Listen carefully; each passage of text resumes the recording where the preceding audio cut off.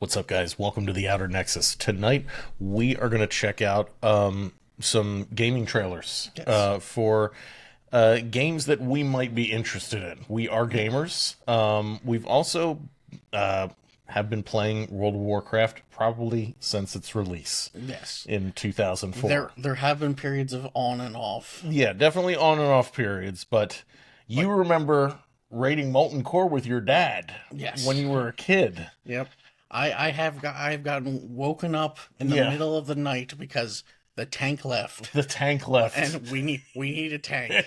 And so I did that, and I was like, but I have school tomorrow, and he's like, I'll write you a note. All right. It was a great day. Yeah, your dad is awesome. Yeah. But we've been playing World of Warcraft for a long time. I've been running RP PvP guilds for a while. I ran a pretty big one called the Obsidian Sun Company on the Grobula server during original classic WoW run. Not the original WoW release, but the original classic WoW release back in like 2019. But ever since then, I've kind of fallen off. I couldn't really get back into retail WoW. I actually did recently start playing retail WoW again within the past year because it was under my impression that Christopher Metzen had returned to the company. Yes. And Christopher Metzen has returned to the company, but what that actually means. Yeah. What does that actually mean? Yeah. Him being at the company again, and that's why I came back to WoW, is because I thought, well, Chris Metzen is back. You know, we're gonna kind of go back to the good old days, right? The way things used to be. Thrall's here. Yeah. Right. And after about 6 months of Chris Metzen, this is what we get here. Hold on. Stop this! Dinath fought to save all of Azeroth.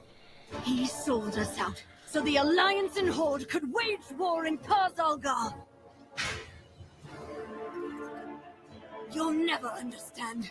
The glasses just... For Erisor!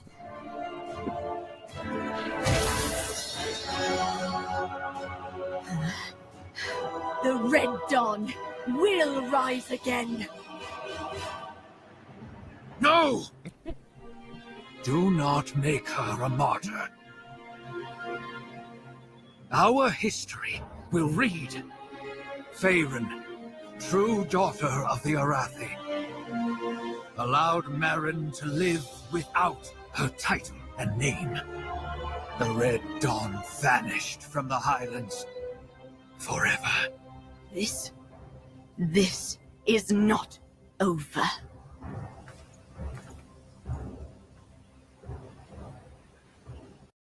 So, yeah, there was higher quality cinematics made back in 2008 when we were still in high school. Right. There was better machinima. The Illegal Donut, you could still pull that up. Illegal, yeah, that's it. The Illegal Danish. Yeah. That had higher quality animation than that, and that was like in 2009 or some shit. And I think the interview came out a couple days before this, where they interviewed Chris Metzen, and he's like, I didn't realize how democratic the decisions had become right? at this company. Yeah. Yeah. That was the key there, is it's not so much a group of metal gamers. Yeah. Top downing this thing. Yeah. It's democratic now. It's a very democratic process. HR has a say. Yeah. You could tell by those glasses in that video. That was something else. However, just recently, they did just come out with a pretty based cinematic, if I do say so myself. I think you disagree a little bit, though.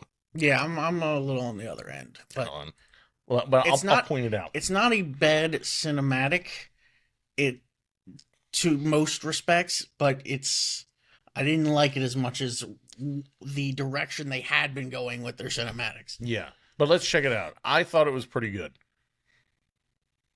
The light guides my steps and illuminates my path. The light plays through me and by its grace am I made one with all that is sacred. The light guides my steps and illuminates my path. The light flows through me, and by its grace am I made one with all that is sacred. The light guides... Leandrin, it has begun. I need you with me on the wall. Lorthamar, the void will envelop us soon. Only the light can save us now. No. The time for prayer has passed. The sunwell will not fall. Not while I draw breath.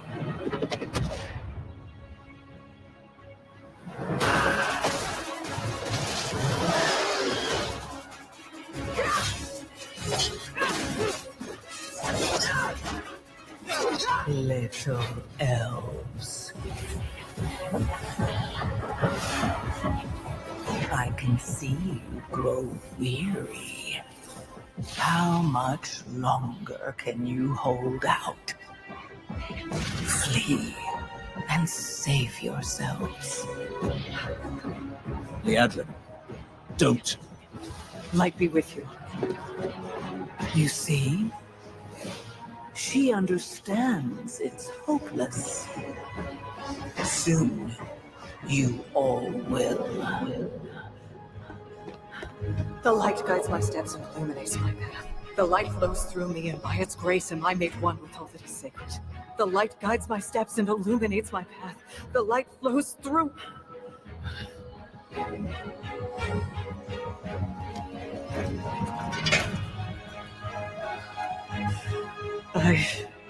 I know that I am unworthy.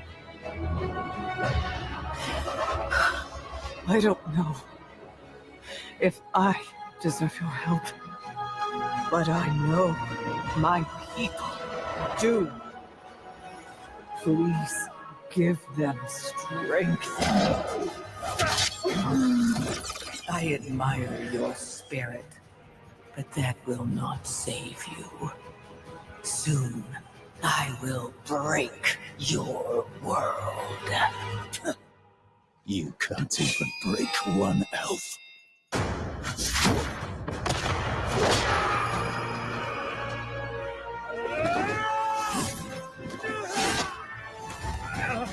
This darkness comes to devour everything.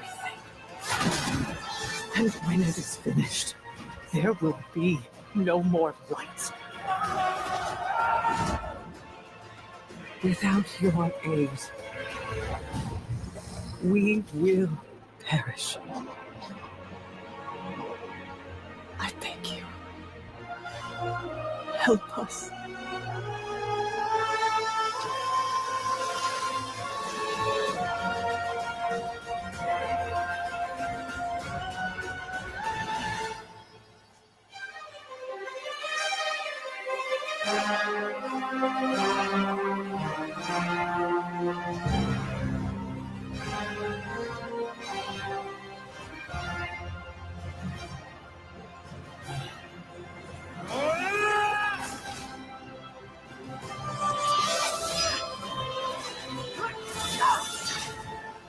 The sunwell will not fall.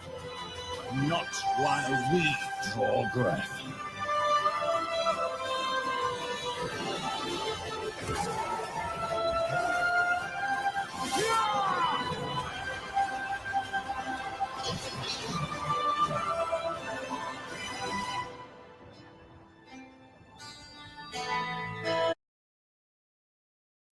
So then there's that cinematic, which to me, I feel like that goes right back to form, to, traditional World of Warcraft.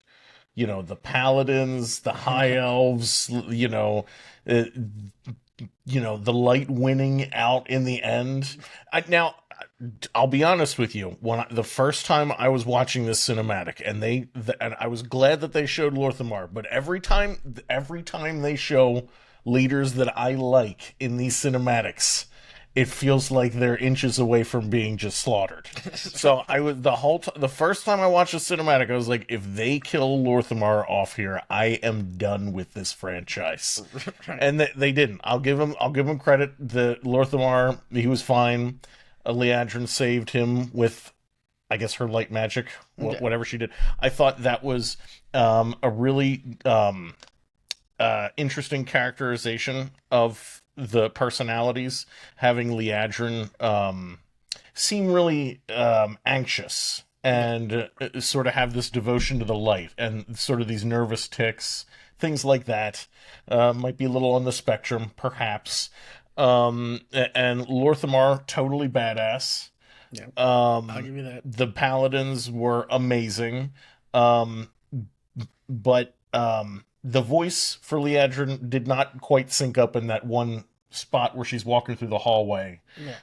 And I was trying to figure out, why does Xalatath look so... I mean, an anime waifu, but like, what, in particular, this video, why does she look so hot in this video? And then I realize, hold on, she looks exactly like Elizabeth Hurley from Bedazzled. Okay. Or am I wrong here? Am I a little off base with this? No. Hold on, let me pull this up. Like, she looks like Elizabeth Hurley. I do see what you're saying. Hold on. Yes, no. Yeah. I might be off there, but I was like, why? Like, this is good. Like, that looks exactly like Xalatath, or whatever they modeled. Yeah. But anyway, I thought that was pretty funny. But what did you think? See, it's not that I disliked the feel of what was going on. Yeah. Because it's like, that was an attack on the Sunwell. Yeah. And that would be what you expect from an attack on the Sunwell. It's Lothamar, Lady Liadrin's there. Yeah. And then Xalatath is coming in. Yeah. So in that respect, nothing was wrong. But what I would say my expectations weren't met more than something was wrong. Yeah. So, like, for me, and I hate to say it, like, the last two big Anduin cinematics. The first one where he is sieging the Undercity. Yeah. That one was incredible. Yeah. And what I like about that one is it doesn't just stick to one race either. Like, you saw trolls, you saw Tauren, you saw the undead, you saw, Sylvanas in her full Banshee form, like when she's angry in full Banshee form. You saw Anduin's possibilities of the power that he actually wields. Yeah. There was a whole bunch going on there that I really liked. And then the other cinematic for Anduin, again, it's not as broad, but, it's Anduin, the Thrall, and the Sorceress. Oh, Jaina. Yeah. And, it's them together, and the quality of that cinematic as well. Both cinematics, both Anduin ones were great. The one where he's in Silithus and he sees the sword in the distance, that was probably like the highest quality. I think they were trying to show off there. They could have been, but I was like... Because it looked like a real dude. This is the best cinematic, I think, probably from any company. Like, just downright, almost ever. I might disagree with that, but hold on. Let me pull it up, because it was like an incredibly well done. I mean, it basically looks like a real dude. Yeah, it does. Yeah. I thought, when I first saw this, I thought it was like they got somebody to be an actor for this. Yeah.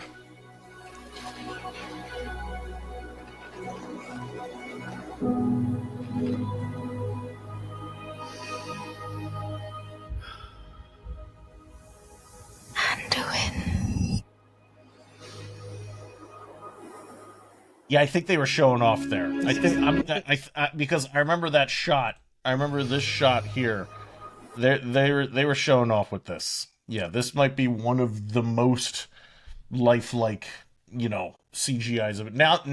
At least since before AI. Yeah, you know what I mean. For sure, before AI. Now I don't know so much, but so what I'm saying is, I saw this direction of cinematics. Yeah. The first one broad. Little less on the realism, but it had a lot of things going for it. And then the next one I saw was this one, and they just went a little narrower, but like higher quality for sure. So I thought this one would be somewhere in there. And that's what I'm saying. It wasn't that it was bad. It's that my expectations were like really high. See, my opinion with that in particular is that Blizzard seems to be all over the place with their cinematics. And what I mean by that is what they choose to make into a cinematic.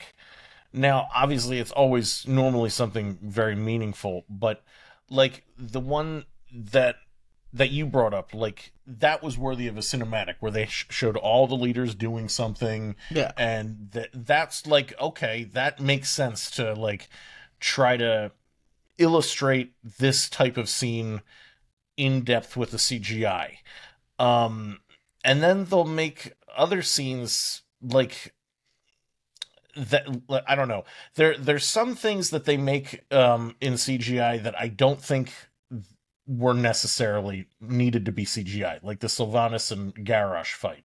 Like, did that really need to be? Did you really need to make this one CGI? There are some questionable ones like that. Yeah. And there's like really critical, important world events happen that they don't turn into CGI. Yes. You know.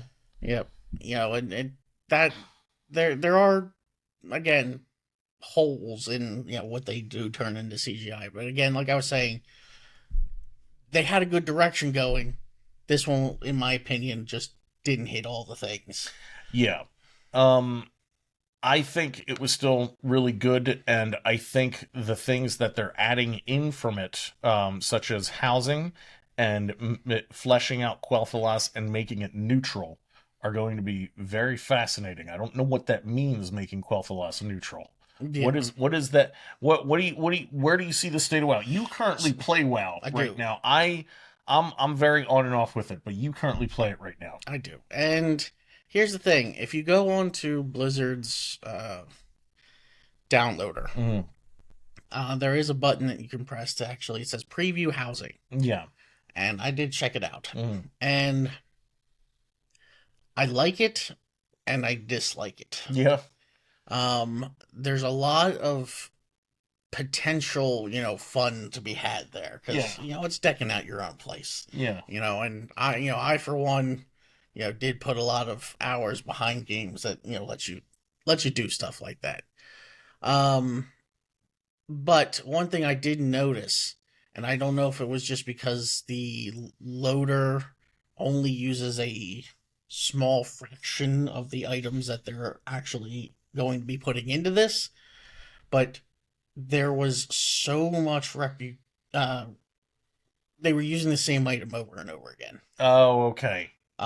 Like constantly. Yeah. Whenever they needed a picture of like a big important person. Yeah. It's that one. It's the same one, and there's probably 50 versions of, not versions, same one throughout the house.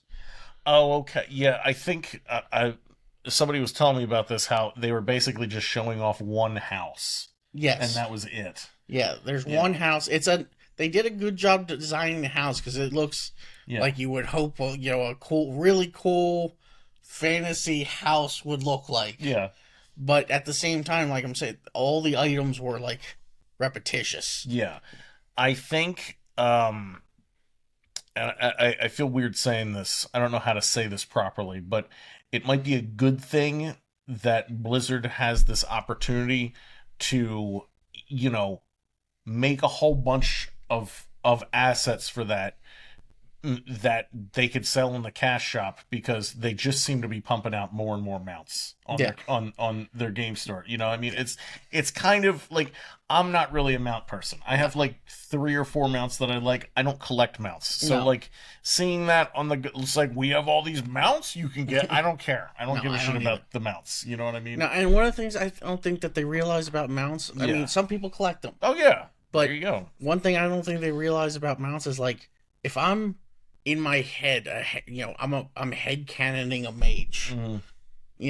That's gonna knock out 95% of your mounts. Yeah, like, because it's not gonna match what I see my person riding. Yeah. So, yeah, But I think this, this is gonna give Blizzard an opportunity to fill up their cash shop with, furniture and decorations and stuff that you could buy for around your house. Yes. I just hope that they realize that this isn't a real house. Yeah. You know, Exactly. And then I'm doing this for fun. Yeah. You know, and price accordingly. Oh my god, you remember Second Life? Yeah. Holy shit. And not just Second Life, it's not like Second Life, that was just like a failed attempt. There's people spending tens of thousands of dollars on Star Citizen and EVE Online. Yes. You know what I mean? And Korean MMOs. I'm not even counting. Then there's all the Korean MMOs that their wallets are just integrated into the game. You know what I mean? There's the Korean ones. Final Fantasy has the home thing. If you want one of those premium houses, you're spending real money. Yeah, the Final Fantasy. That's the thing, is that, and that's the thing with all of this, is it's kind of based around the Final Fantasy 14 RP community. And I role play in MMOs. I find it interesting. I'm a writer. I think that part is interesting. There's a lot of weird parts to RP, but I like the writing aspect.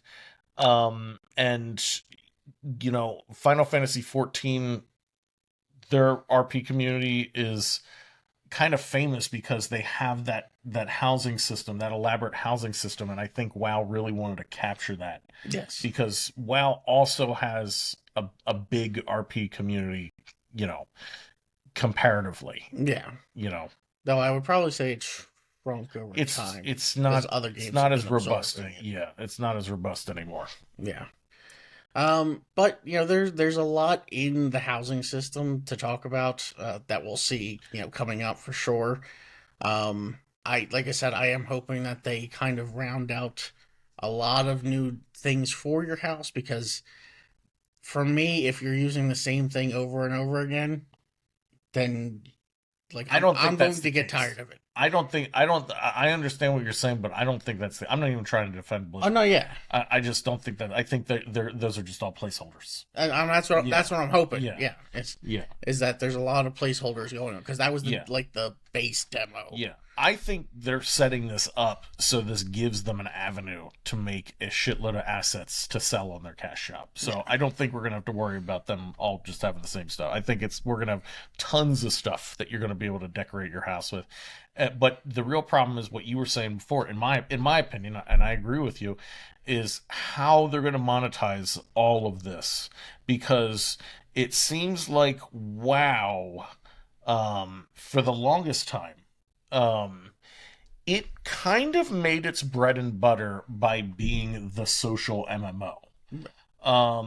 And over the past 10 or so years, that socialness has been chipped away by other games taking parts of WoW's market away.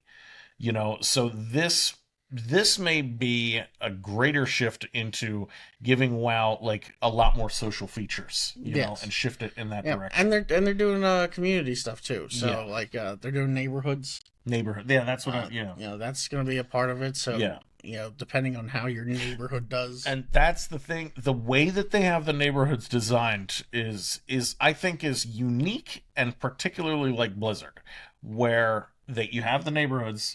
And you basically you can't choose your neighbors. I mean, if you and your friends were all rich and you chose plots together, that's one thing. But if you're, you know, quote unquote middle class, you might not be able to choose your neighbors. You know what I mean? I think the guilds, they are allowing guilds to do a version of that. Yes. So guilds can kind of choose, you can choose your neighbors in that way. Yeah, we'll have guild towns. Yeah. So there'll be a lot of cool stuff to see and do there. I'm sure of it. I am wondering how much of the system they're going to pull in from, if you remember back in the day, your own base.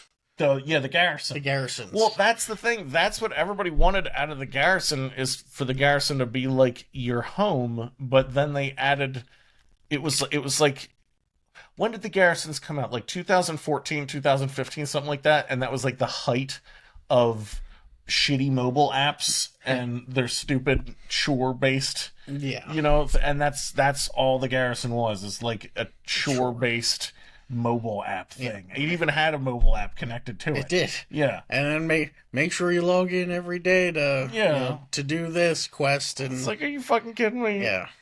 And then, And I hate to say this, I do hope they take into, and they've been doing a better job of this for sure. I do. I want to say that because it's a win.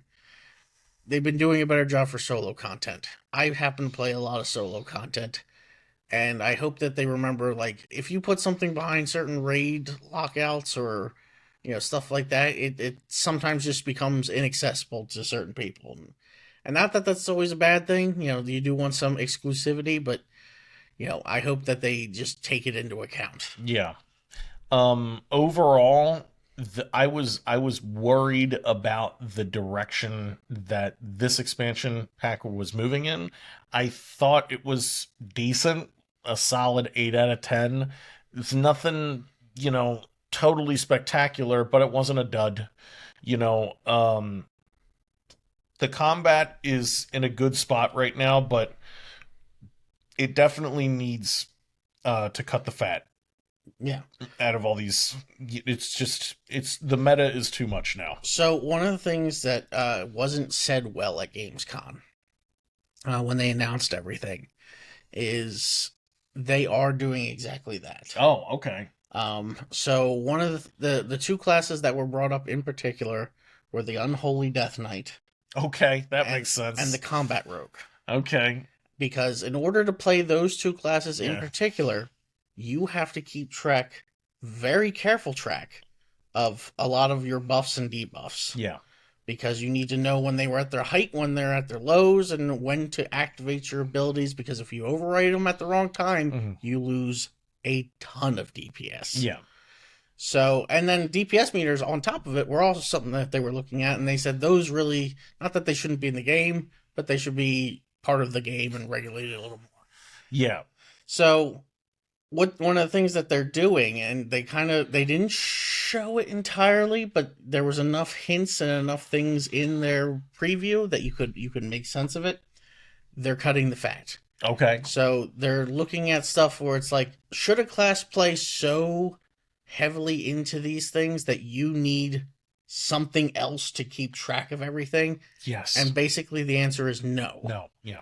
And so they are cutting stuff like that out so that you don't have to do that. One of the big things that they're cutting, and I love to hear this, they're cutting cooldowns. Oh, good. Because they're tired. Because it's very hard to to keep track of how much damage a certain class is doing. Yeah. When they have stacking cooldowns. Okay. Because it's like they may go off the charts occasionally, and it's like, well, like for example, like if you had an arcane mage that had a whole ton of cooldowns and just blew everything, and it's like all of a sudden they're doing 100+ million damage per second. Yeah. It's like, yeah, that's great and it's cool, but that means that you need to now make it so that when their cooldowns are off, that in order to level out with everyone else, they have to do very little normal damage.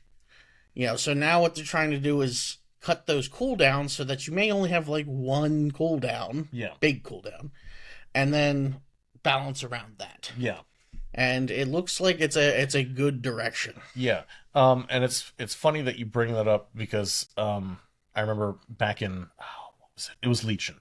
I played an Unholy Death Knight in PvP, and I thought it was awesome, but even then it was incredibly complicated. Yes. And I mean, I remember I was really gonna get into PvP coming back, and I remember being an Arms Warrior way back in the day. And don't get me wrong, Arms Warriors, if you're doing PvP, you've always had to use macros to some degree, but like a handful of macros, and some macros that I would design myself.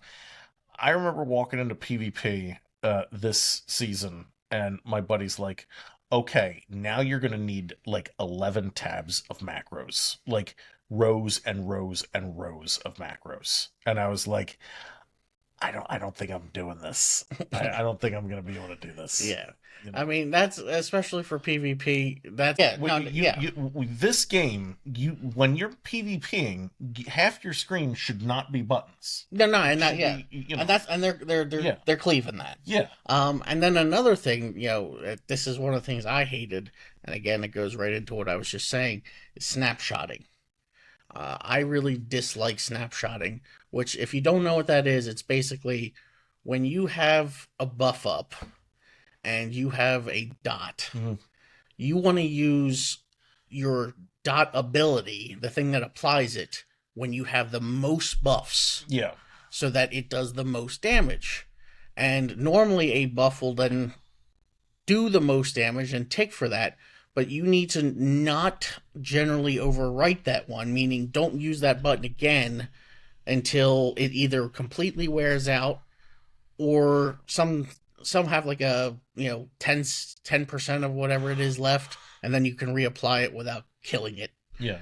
But it's some classes are so dependent on that it's like rogues and whatnot and unholy, that it kind of ruins the experience, because that's what you're worried about. Yeah. Not like the fighting. It's like using my own ability. Like, I want to use my abilities. Yeah. And not always have to worry, like, is this the time to press that button? Right, yeah. And I think that's a better way to say it, is that the game is not like, well, I mean, it's better combat than it was, but there's a lot of fat. You know what I mean? There's just a lot of tediousness in combat now, where it's not quite as fun as it used to be, because there's just so much tedium involved. Yeah.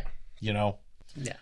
And I mean, I have my own opinions on how they should do certain things, but I think they're going in a pretty good direction, at least on paper. On paper, it seems like they're going in a good direction, and with this new cinematic and what they announced with, what is it called? The new, is it called Midnight? Midnight. Yeah, it's called Midnight. This is expansion 2 of the 3 that they have announced. The War Within trilogy, and I think that's a good way to do it. And the first expansion for this was okay. It was decent. It hit a lot of good points.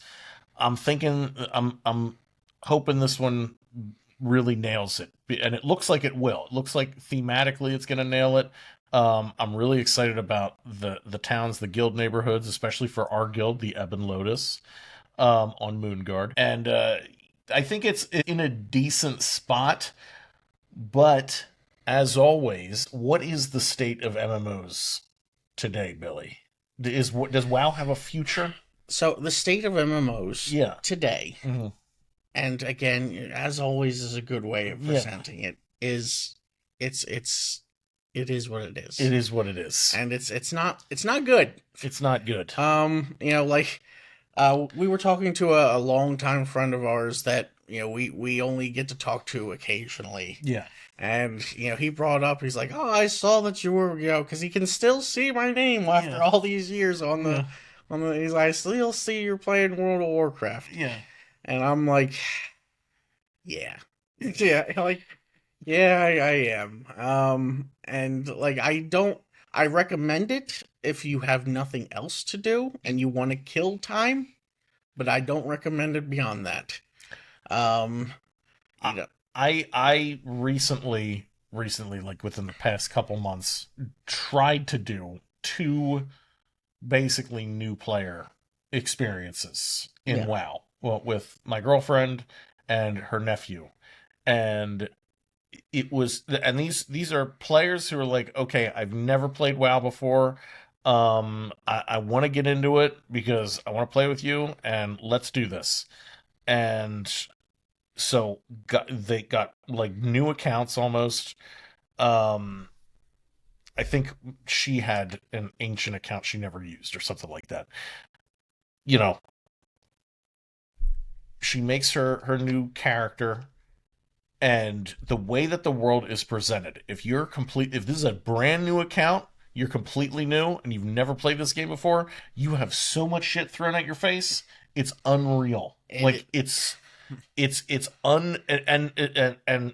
so she was just kind of done after that. Now her nephew wanted to that didn't deter him. What deterred him is he wanted to do a very specific leveling process for his class, but they removed the way that he wanted to do the quest in a patch from a while ago. Okay. So he wasn't able to do it, and so and he got stuck because of it.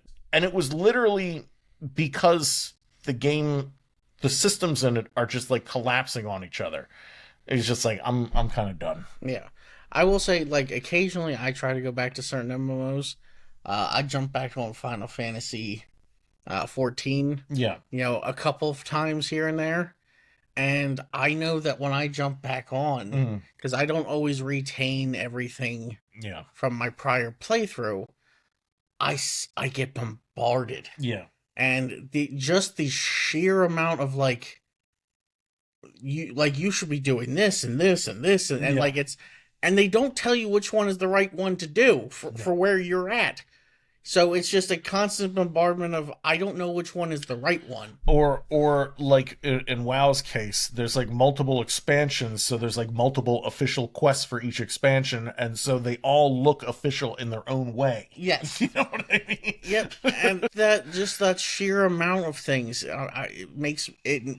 I've stopped playing because of that. Yeah.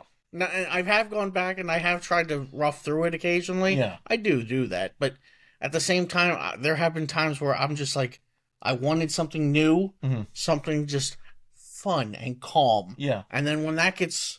Yeah. It's like, no, I don't want to do this right now. Yeah. And it killed it for me. Yeah. And a lot of games, MMOs in particular, are like that. They have that same kind of experience because they've been around for so long. Yeah.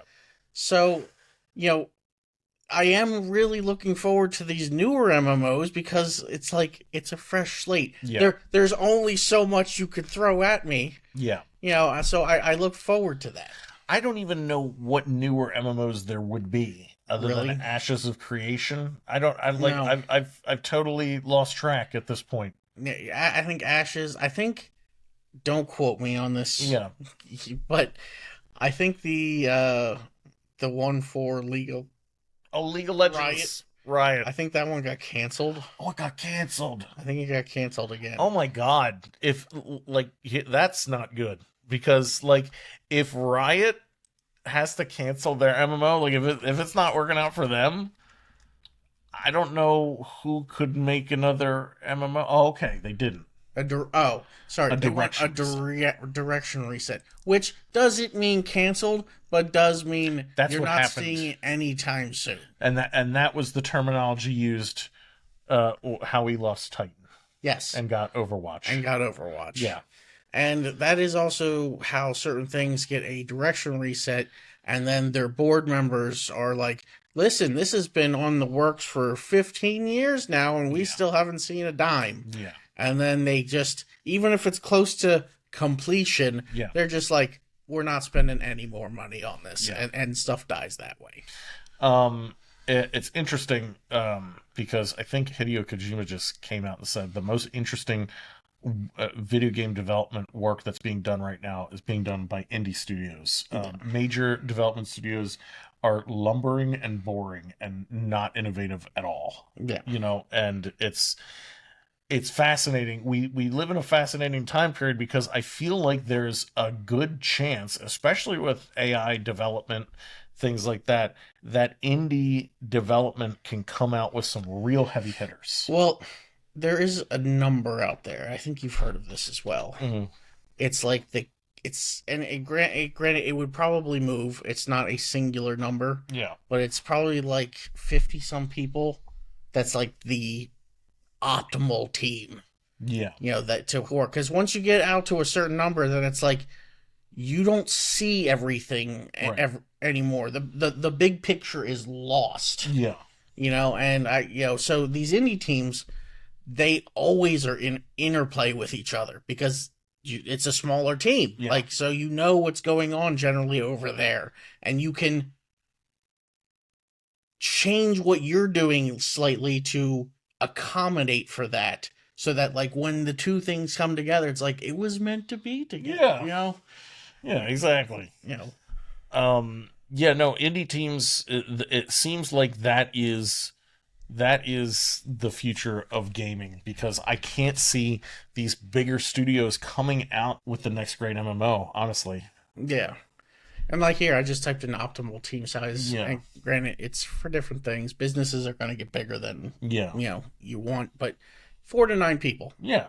And the thing is, even with a game studio, you're gonna have like 4 to 9 people, let's say, doing graphics work. Yeah. 4 to 9 people doing storyboarding. 4 to 9 people, So, if you have that going in like 6 different, different ways, and they all come together, I think that's kind of the way to do it. And then you get these one-shot wonders, I would almost call them, like, Minecraft, Valheim. Yeah. It's like 1 or 2 dudes. Yeah. And it's like... And I was going to say, I think one of the most important elements and what makes it so successful and shows through in Valheim and Minecraft is the top-down direction. And, that's what you need to write a good game. Maybe not design a good game, but at least to write a good game, you need one person with one vision. You might need more people to help you program it and design the mechanics and things like that. But the vision, if it's just one person and they have total control over the vision of the project, that's normally the ticket. Yeah. You know what I mean? Yep. And that's the thing. That was basically what Chris Metzen had. He may not have had that directly, but he had the kind of respect that gave him that, essentially. Yeah. Basically total control over the lore of WoW. Yeah. That original team that did, the Blizzard games, they came together. They all knew each other. They knew the direction that they wanted to go in. Yeah. They all knew each other. Yeah. And, it was a very singular... They all, agreed that, 80s heavy metal fantasy album cover art was fucking amazing. Yeah. And that is, one of the core art influences of Warcraft. Oh, yeah. When you see that one cinematic with, Manaroth and, it's just blood and fire. That's... Yeah. And I will admit, when I played in, the Warcraft... RTS, that's the gist of it. It's that. Yeah, exactly. And it was nice to see, it's like, this is World of Warcraft, and there it is. Yeah. It was great. Yeah. Yeah, I mean, that was the thing. And, I always say, I feel like the Warcraft movie, if that movie came out in, 1986, it would have been one of the greatest fantasy movies ever made. Yeah. I have an Amazon Prime account and all that kind of stuff. Yeah. And I don't normally buy things or movies. I don't like doing it because in my opinion, it's like you don't really own those things anymore through these different things. So I don't like doing it. I was actually big into buying DVDs back when, DVDs were the thing. It's like I will always have them, and I did buy. The only movie on my account is the Warcraft. Is the Warcraft movie? So that I can watch it whenever I want. Really? Yeah. Oh, you really like it that much? I really liked it. Oh, okay. See, the thing is, to me, I am a huge fan of 80s dark fantasy films like Conan the Barbarian, Excalibur, the Knight and the Sorcerer, I think it's called, The Sword and the Sorcerer. So the Warcraft movie itself really kind of felt like it was along those same lines. And if it was just it felt like a movie out of time. If it was just released in the late 80s, that's when that audience was there for that kind of movie. Otherwise, I think they should have started later on in the Warcraft story, because where they started in that story was, I think, too obscure for general audiences. I watched it more recently. Yeah. And after I was done watching it, I kind of thought this, I was thinking generally the same thing. I'm like, why isn't this more popular? Yeah. And one of the things that popped into my head was exactly that. The lore for this in particular is a bit heavy, and it's not portrayed well in the media that we generally have. Like you'd almost have to read the books. You would need to read the books to get the perspective on it. Like it's portraying lore from like the first Warcraft movie, and the game itself was like, those fucking games were written based on the mechanics. The story came afterwards. So the story that's probably presented in the actual game itself is probably nowhere near what the movie's like. Yeah. I never played Warcraft 1. I know the blasphemy, but I would doubt that the kind of depth that they're showing in that movie is anything like they show in the game. Yeah, so I did think that as well. Like, they probably should have stuck with something that they should have stuck with WoW. That's what I meant. Like, they already kind of portrayed. Yeah, but the problem with WoW is vanilla WoW didn't really have a great storyline initially. They didn't really figure out story until Burning Crusade or Wrath of the Lich King. Like the first expansion, I mean, there was stories, but there wasn't like an overarching storyline, was there? What do you mean? For World of Warcraft vanilla? Vanilla? There's Ragnaros and like fighting the Blackwing dragons. That set up a lot of stories. It set up a lot of stories. I don't know if you'd call it so much a story in itself, even though it is. Yeah. Because it is. Yeah. But it really was just a kind of setting up of a lot of different things so that you knew the characters, you knew who was going into different things. Yeah. So there was a lot of that going on for the first one, and not that at the time that was enough too, because it's like, when you go to fight, Ragnaros, it's like, wow, like that's... Yeah, I mean, that's enough. You know what I mean? Especially, like I said, there's not many MMOs.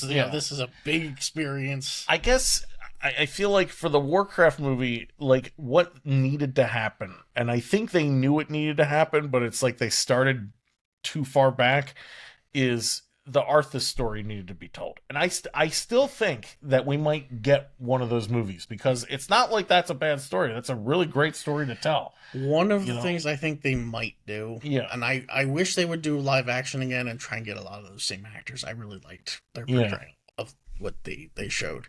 But that aside, what I think they may do is they may go the anime route, basically. Oh, no, they can't do an anime. I don't mean anime as in heavy, hardcore anime. It can't be cartoons, though. No, like, what is it? It's the one from Netflix. Castlevania. Castlevania. That's anime, yeah. It is anime, but I'm saying that it's a slightly darker. But the thing is, that's I'm talking about live action. You know I prefer like I said, I would prefer that. But I'm saying they can make all the Warcraft anime. Yeah, and I have no doubt the Warcraft anime is coming down the fucking pipeline. Like that in particular is going to be woke as shit. You are going to see an orc with pink glowing hair in there. It's just going to be. They need to do live action. They need to go back. They need to make a proper trilogy build up to Arthas and the taking of Northrend. That's what they need to do. Yeah. It needs to be like a World War II epic Lord of the Rings. Like, we're going to Northrend and we're taking this guy out. Right. They could do it. They could pull it off. Right. The big red one, Saving Private Ryan. Private Ryan. Band of Brothers. Yeah, but it's like in Northrend and Azeroth and shit. Oh man, that would be so awesome to see that movie. Right. The War of the Lich King. The War, right? Yeah. Yeah. That would be amazing. That would be the movie. Yeah. That would be the trilogy. The thing is, I don't know if they should even if they're gonna do what you just said there. Yeah. It's too much undertaking for a movie. And a TV show could work. They should probably do, the hour-long episodes, 10 episodes. A miniseries would be great for that. In fact, the thing is, Blizzard has such a fantastic CGI studio. It boggles my mind that they don't have those guys pumping out a fucking TV show. Right. Why not? Why don't you guys make a TV show? It definitely would pump their numbers. Yeah, for sure. There would be no reason not to. You could just make and it would make so much sense. That cinematic with Anduin looking that's obviously you're showing off. Your artists are showing off. Start making a TV show now. Okay? Like, get your asses to work and start making a TV show about Warcraft. Yeah. You know? Yeah, I would like, when I'm thinking of, that mini series. Yeah. I would definitely want to see the episode. I mean, all of them, but I would definitely want to see the episode where the undead fire at the castle, at the walls. Oh yeah. Where what's his name dies? Raymond? The paladin. Oh.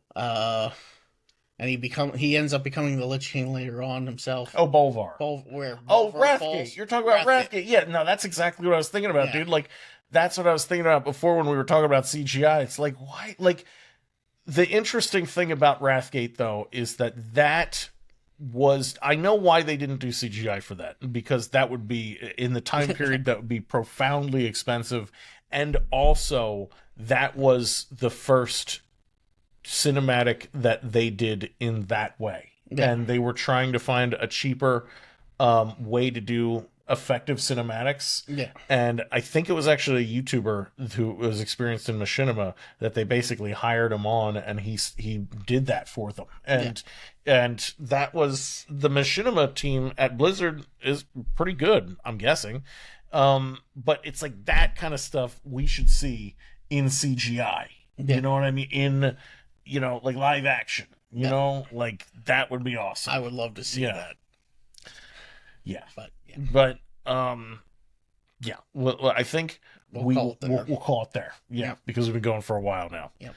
All right. That was a good episode. Yep. See you guys next time.